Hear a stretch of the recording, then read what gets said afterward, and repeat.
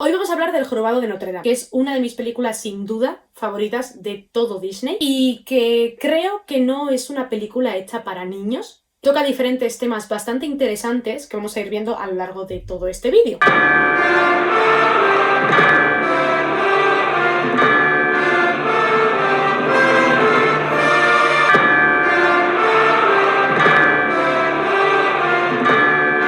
Antes de empezar con la película, me gustaría poneros en contexto.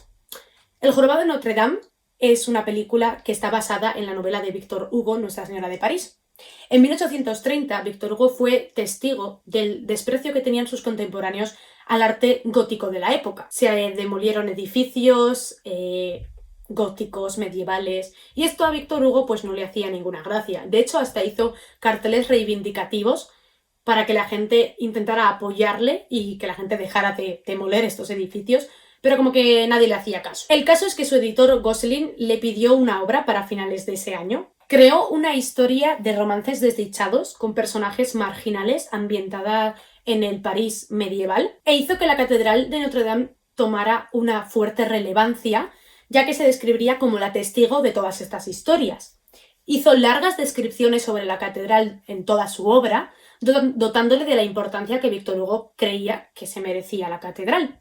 De esta forma, al leerlo, se podría apreciar la belleza desde una perspectiva literaria para concienciar a la gente que la leyera de la importancia del arte gótico de la época. Además, esto no le valió, ya que la obra literaria llevaría su propio nombre, Nuestra Señora de París. La historia está ambientada en el romanticismo, un movimiento que surgió a finales del siglo XVIII y principios del siglo XIX en Alemania y que luego se extendió a Francia, Inglaterra y al resto del mundo. De hecho, Victor Hugo con esta obra fue uno de los primeros autores que llevó el romanticismo a Francia. Este movimiento nace fruto de una gran crisis económica y social que había en Europa por aquella época. Este movimiento se posiciona en contra de las ideas ilustradas que posicionaban al razonamiento como la explicación de todas las cosas para dar paso a la subjetividad y a la intuición humana. Es por ello que muchas de estas obras terminan en tragedia, como lo hace Nuestra Señora de París. Ya puestos en contexto, podemos hablar de qué va un poco la historia. Vale, la novela se inicia con la fiesta de la Epifanía en 1482 delante del Palacio de Justicia de París. La historia habla de Esmeralda, una joven gitana, Quasimodo, un joven deforme, jorobado que vive en el campanario de Notre Dame, y del archidiácono Claude Frollo, que casualmente además es el padre adoptivo del jorobado. Y sí, este es uno de los personajes que luego Disney modificó en la adaptación de la historia para la película, ya que no querían tener problemas con la iglesia y mostrar un personaje de la iglesia como un ser maligno, así que le cambiaron su profesión y en vez de ser archidiácono era el juez. Además se presentan también personajes como Febo, que en la historia es el amante de Esmeralda, y bueno, en la película también. Vale, ahora que sabemos todo, vamos a hablar de la película de Disney. La película de Disney la conocemos todos. Empieza con Clopin, un bufón gitano, que nos cuenta la historia de cómo las campanas de Notre Dame no tañen por sí solas, sino que hay un misterioso campanero que las hace sonar. Y se remonta 20 años atrás para presentarnos a una familia que entra sigilosamente a París de noche. Pero el juez Claude Frollo les pilla y entonces empieza la persecución a una mujer que tiene en brazos lo que parece ser un bebé. Llegan a la catedral de Notre Dame y él, en un forcejeo, la termina por matar, a pesar de que ella se había acogido a sagrado, que es un término que se utilizaba antiguamente para dar cobijo a los proscritos y delincuentes a cambio de servir al Señor. Cuando va a ver al bebé, descubre que está deforme y quiere tirarlo a un pozo para devolverlo al infierno del que proviene. Pero entonces el archidiácono de la catedral le detiene y le dice que puede engañar a todo el mundo, incluso a él mismo, pero que la catedral de Notre Dame le está observando y que tiene 1000 ojos. Frollo entonces le pregunta al archidiácono a ver qué tiene que hacer con ese bebé, y el archidiácono le responde que tiene que cuidarlo como si fuera su hijo. Frollo acepta así un poco a regañadientes, pero le dice al archidiácono que deberá vivir con ellos en el campanario. En los 3 primeros minutos de la película nos están poniendo en contexto la esencia de toda la trama que tiene la película. Por una parte, el narrador nos empieza a contar la historia sobre un hombre y un monstruo. Este será el tema principal de toda la película. La idea del bien contra el mal. Y es el propio espectador el que tiene que descubrir quién es el monstruo y quién es el hombre. Es decir, quién es el bueno y quién es el malo. En segundo lugar, la entrada de la familia a París de noche detona la situación de este grupo en aquella época y sitúa al racismo y a la xenofobia como dos de los pilares de toda la trama. La película nos presenta a los gitanos como una raza discriminada y marginal y que realmente necesita ayuda, a pesar de que Frollo nos intenta convencer de todo lo contrario, de que son una raza a la que hay que exterminar.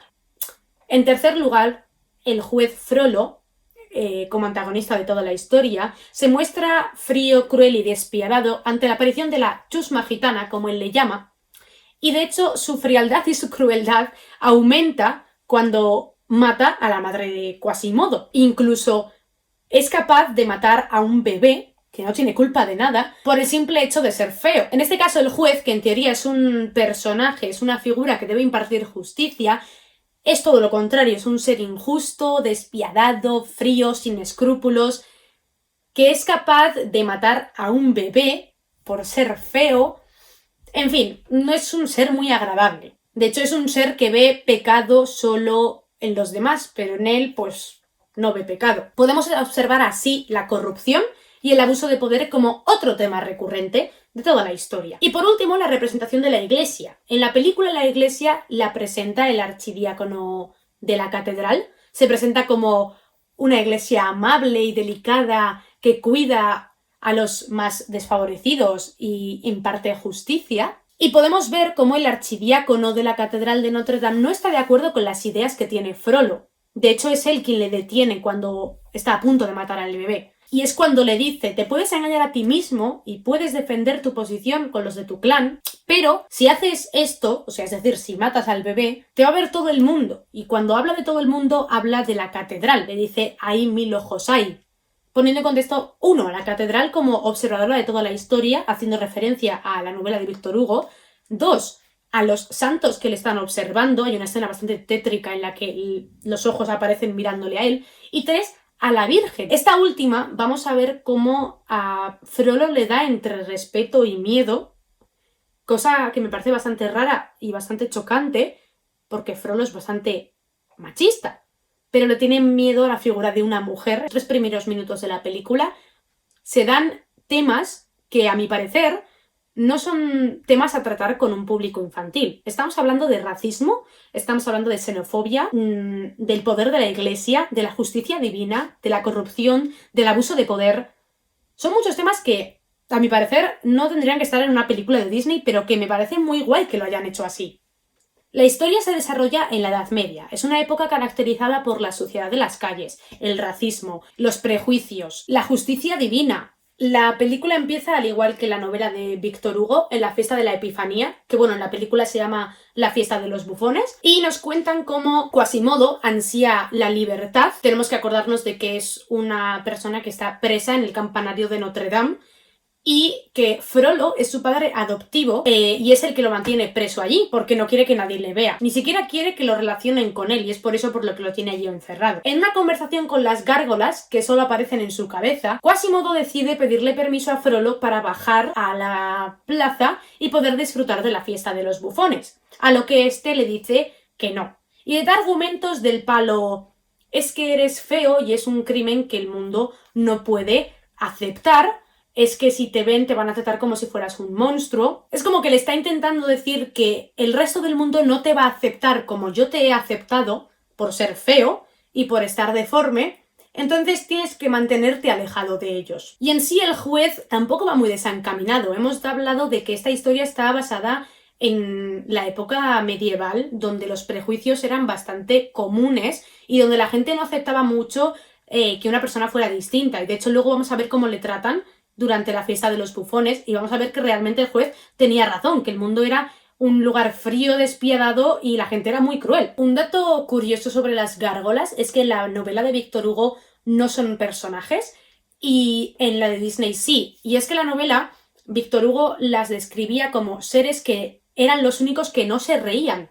de la fealdad de Quasimodo. Así que Disney lo que hizo de estas górgolas fue que fueran los mejores amigos de Quasimodo. Vale, de mientras, Febo ha llegado a la ciudad, es el capitán de la guardia, ha llegado de la guerra y se dispone a luchar en batalla, cosa que luego va a ver que no es así, porque Frollo le dice que Nanay de la China, que se va a dedicar a perseguir gitanos, cosa que a Febo pues no le hace ninguna gracia. Y llega una de las escenas que más ansiedad me provocan de toda la película. Vamos a ver. Frollo, para explicarle el problema que está causando la chusma gitana, como él le llama, hace referencia a las hormigas que hay ahí de los balcones en los que están ellos charlando tranquilamente, viendo la ciudad de París. Entonces coge una baldosa y dice que las tenemos que exterminar a todas. Vale, cuando la coge, tú ves que la baldosa está perfectamente en su sitio, alineada con el resto de las baldosas.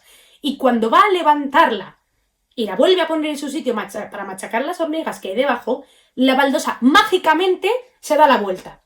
Mágicamente se da la vuelta, las hormigas deberían de estar correteando por encima. No sabemos por qué, o sea, vamos a ver, esto a nadie le dio toque en su momento en postproducción y vio que la baldosa estaba al revés. A nadie se le ocurrió poner esa baldosa bien, que sí, que yo lo sé, que lo han hecho para que te des cuenta de que es la baldosa que ha movido y no ha sido otra. Pero coño, cámbiala un poquito de sitio y ya está, pero no la pongas del revés. Luego la estructura queda así como deforme, eso sí que está deforme y no el jorobado. Bueno, en este contexto podemos ir viendo cómo Frollo quiere a toda costa perseguir a los gitanos, se lo explica a Febo, y vemos cómo su ansia de perseguir a esta etnia va increciendo. En la fiesta de los bufones, pues el jorobado no hace ni caso de lo que Frollo le ha dicho y decide bajar y disfrutar de la fiesta por una vez en su vida. Y ahí es donde conoce a Esmeralda. Esmeralda es una joven gitana que, al igual que toda su etnia y todo su grupo, es perseguida por Frollo. Pero a diferencia de las descripciones que Frollo hace sobre este grupo de personas, Esmeralda es una persona buena, es gentil, es humilde, es honesta, es guapa, gracias Disney, y además me hace mucha gracia porque es una de las primeros personajes de Disney que es consciente de su sexualidad, al igual que lo fue Jasmine en la película anterior de Disney. El caso es que cuando pasa toda la fiesta y van a coronar al rey de los bufones, Esmeralda le va a quitar la máscara y resulta que no es una máscara del jorobado, sino que es su cara de verdad, y entonces la gente le empieza ahí como ¡ostras, qué feo de verdad! Y la gente se empieza a pasar un poquito con él, la verdad, hasta el punto en el que le ponen como en una rueda, le empiezan a dar vueltas, le atan ahí con cuerdas, le empiezan a tirar cosas, que dices, a ver, basta ya, ¿no? Quiero decir, tú esto lo ves ahora hoy en día y igual te pica un poco la nariz, pero ahí la gente, venga a tirarle cosas, pobre señor, ¿no? Y en ese momento, Febo solicita a Frollo que pare esa crueldad, pero entonces Frollo le dice, ojo, cuidado, espérate, que aquí hay alguien que está aprendiendo una lección. Me parece interesante porque al final Frollo sí que está como intentando que Quasimodo aprenda que realmente el mundo es cruel y es el malo. Aparte de que él también lo es, ¿no? Pero bueno, sí que le está dando una lección común. ¿Ves? Ya te lo dije yo, que si venías aquí la gente te iba a tratar mal. Y nada, bueno, pues Esmeralda sube a la plataforma, desata al jorobado y entonces desafía a Frollo. Que Frollo en ese momento pues tiene un cacao mental impresionante, porque por una parte quiere atrapar a Esmeralda, claro, es una insubordinada y encima es gitana, pero por otro lado se ve irremediablemente atraído hacia ella. Y bueno, empieza una persecución así un poco picaresca y un poco llevada hasta lo cómico, en la que Esmeralda consigue desafiar a todos los soldados y escapar de todos ellos, entra en la catedral y entonces Febo la ve. Y entra detrás de ella, tienen ahí un forcejeo, que si tal, que si la espada, que si el candelabro, que si no sé qué, pero hay que ahí como que empiezan a saltar un poco las chispas y antes de que pase nada, entra Frollo, les descubre y ella se acoge a Sagrado. Y aquí llega una de las escenas más turbias de toda la película, en mi opinión. Y es que Frollo consigue quedarse a solas con Esmeralda y entonces pues como que la agarra así por detrás y la huele el pelo de forma muy turbia, en plan muy... y entonces Esmeralda se da cuenta de sus intenciones, a lo que este le responde que los gitanos tergiversan absolutamente todo y que por eso son una clase que hay que terminar con ella. Vaya.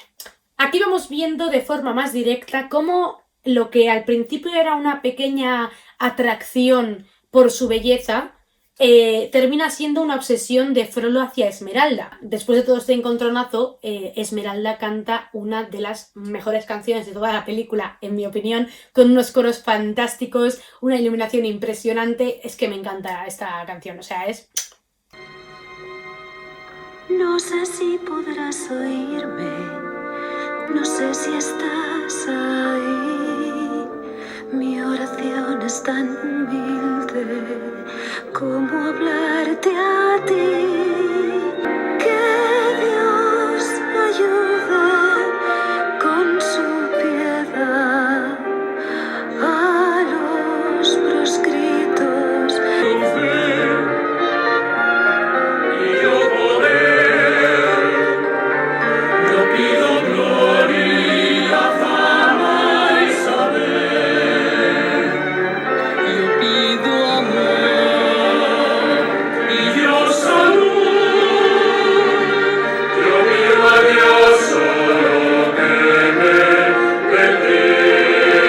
O sea, es que me encanta esta canción. Y bueno, ya sabemos que después de cantar esta canción, Esmeralda sube al campanario, encuentra a Quasimodo, pim pam, y entonces Quasimodo al final le ayuda a escapar de la catedral y le da un colgante con un mapa así como forma de pescado, y es un mapa de la ciudad de París donde puede encontrar la guarida de los gitanos, que es en este caso la Corte de los Milagros. Un dato curioso aquí es que en la historia original Esmeralda tiene un colgante de una esmeralda, y en la película ponen este colgante para que tenga un poco de sentido la trama. Y lo que hicieron fue, vale, tiene el colgante de Esmeralda, hay que hacer otra cosa para hacer justicia a su nombre, y entonces le ponen los ojos verdes.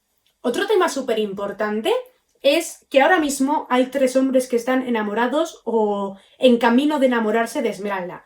Como si ella no tuviera suficiente con lo que tiene. Por una parte está Quasimodo, que está enamorado de Esmeralda porque ha sido la única persona que ha sido buena con él y no se ha fijado tanto en su fealdad, sino en que realmente es una buena persona y que no es un monstruo. Y en su canción de Luz Celestial, él está expresando sus sentimientos hacia la dama, pero también expresa que no está muy seguro de que Esmeralda realmente le quiera. Por otro lado está Frollo, que no sé si es enamoramiento o es amor. Ya te digo yo que no es amor.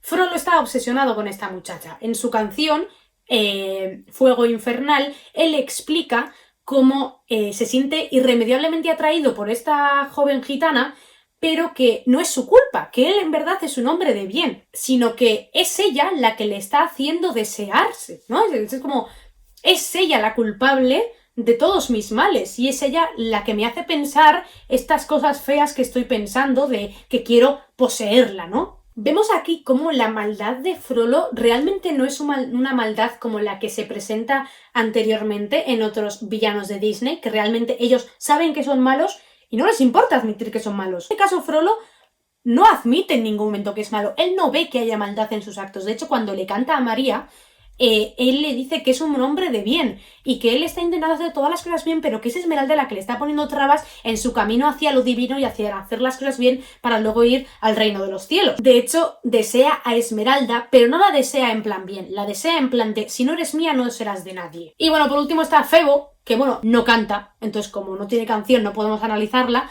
pero sí que es cierto que se le va viendo cómo se va enamorando poco a poco de Esmeralda. Bueno, el caso es que el clímax de la historia llega cuando Frollo hace que arda todo París buscando a la muchacha gitana, es decir, a Esmeralda, que va quemando casas por ahí porque se piensa que la gente está dando cobijo a gitanos y entonces empieza a quemar sus casas. Y Febo obviamente pues está en contra de esto, entonces le traiciona y se niega a quemar un molino donde viven 3 pobres señores, y Frollo manda que lo maten.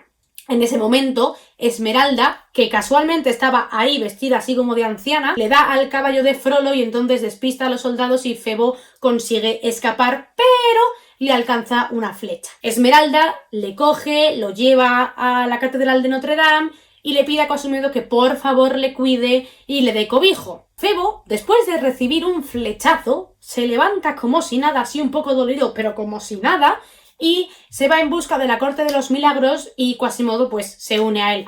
Pero Frollo les ha tendido una trampa y entonces está justo detrás de ellos, encuentra la Corte de los Milagros y condena a Esmeralda a la hoguera. En el momento en el que Esmeralda está ahí en la hoguera atada y a punto de ser quemada viva, cosa que me parece súper cruel por cierto, Frollo le dice que puede incluso en ese momento evitar ir a las llamas del infierno si Esmeralda se convierte en su concubina, básicamente. A lo que Esmeralda le dice que nanay, obvio. Y a todo esto Quasimodo está atado con cadenas a las columnas de la catedral. Le entra la mala leche, las rompe también las columnas, desafiando las leyes de la física y la estructura misma de la catedral. Yo no sé cómo lo han hecho. Y baja por una cuerda, que bien podría ser la cuerda del columpio de la Heidi, porque es larguísima, y salva a su queridísima amiga, y vemos la maravillosa escena en la que grita: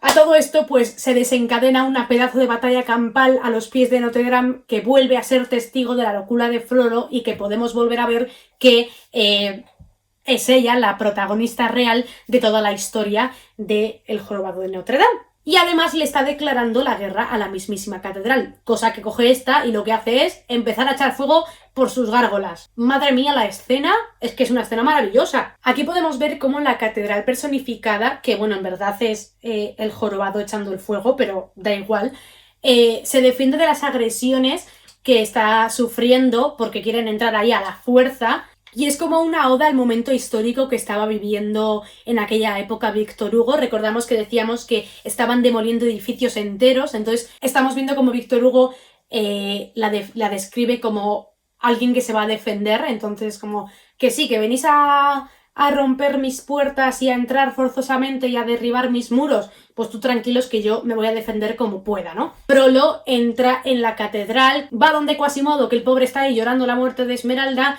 y Quasimodo ve el cuchillo traicionero de su amo, Frollo, y en ese momento se despierta Esmeralda. Y entonces Frollo ve que está viva y dice: tengo que matarla.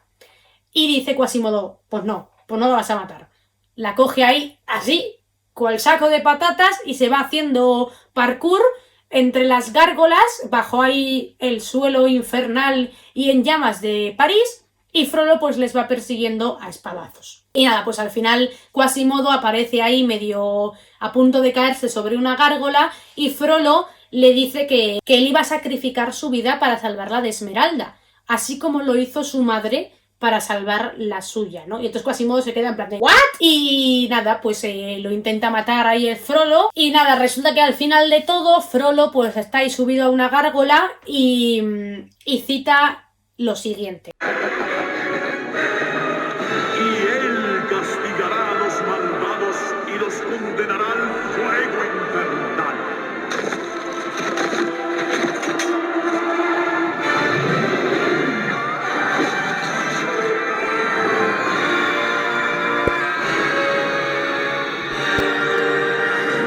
Me parece súper bonita esta escena, sobre todo por la muerte de Frollo. Sí que es cierto que es muy típico que Disney termine tirando a los malos a las llamas, pero esta me parece muy muy bonita porque la última frase que él grita es: y él castigará a los malvados y los llevará a arder a las llamas del infierno. Y esto me parece súper guay, me parece súper épico, porque por un lado se nos descubre al final de la película quién es el verdadero monstruo de toda la historia, que en sí ya lo sabemos desde el principio, ¿no? Pero que al final es como que él mismo lo dice, ¿no? Que los malvados irán a arder a las llamas del infierno y casualmente es él el que se cae a las llamas del infierno, ¿no?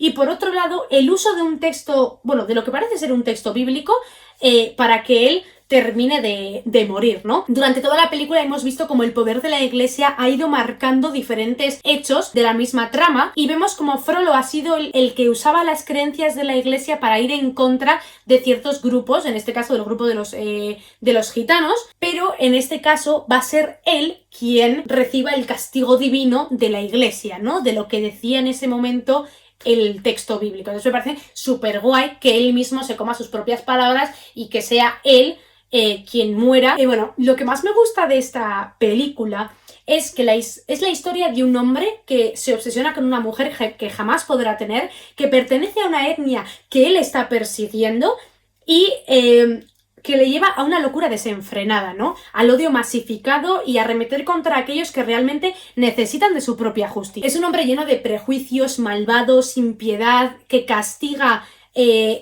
con mano injusta y que además abusa de su poder. Frollo me parece uno de los villanos más complejos de Disney y que, como hemos comentado, no es un villano que sea malo por vicio o que él realmente sea consciente de su maldad, sino que es malo por las características que él mismo tiene. Es decir, él es malo porque estamos viendo que es injusto, que es despiadado, que es un racista y que es un machista, y estamos viendo que eso es lo malo o lo que le hace a él ser malo, pero además estamos comprobando que él no es consciente de esa maldad. No es que no sea consciente, sino que él ve que lo que está haciendo en verdad es algo bueno, que él está quitando a los que realmente no merecen el reino de los cielos de en medio. Entonces me parece súper interesante que Disney haya puesto este tipo de malvado, de villano en sus películas, porque no es el típico villano al uso, ¿no? Ansía el poder. En ningún momento ansía el poder, ya lo tiene, él ya es poderoso. Lo que pasa es que usa ese poder para abusar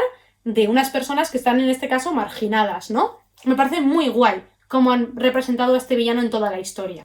Y además Frollo representa temas que están realmente presentes en nuestro día a día, o sea, el racismo, la xenofobia, el machismo, el poder de la iglesia, el abuso de poder, la corrupción, o sea, son temas que hoy en día siguen estando presentes, o sea que bien podría ser un villano del siglo XXI. Y es por ello por lo que la película del Jorobado de Notre Dame me parece que no es una película apta para niños, no porque haya escenas explícitas en sí, sino porque realmente habla de temas que hasta que no eres un poco más mayor no puedes llegar a entender, ¿no? Yo cuando era más pequeña no podía entender que realmente el protagonista de la historia fuera Frollo y la catedral de Notre Dame, que en ningún momento es el jorobado, que el jorobado está ahí un poco por darle ese punto tanto cómico como la parte humilde, ¿no? La del hombre contra el monstruo de la que hablábamos al principio, pero en verdad, sin Frollo toda esa historia no tiene ningún sentido. Y tampoco podría entender cuando era más pequeña que realmente la historia es la historia de una obsesión, de cómo Frollo se obsesiona con una mujer y entonces termina haciendo que todo París arda para conseguirla. En definitiva, es una de mis películas favoritas de Disney y creo que después de este vídeo también puede llegar a ser tu película favorita de Disney. Y nada, hasta aquí el vídeo de hoy. Espero que te haya gustado muchísimo este análisis. Si te gustaría ver más análisis, déjamelo en la cajita de comentarios y nos vemos en el próximo vídeo.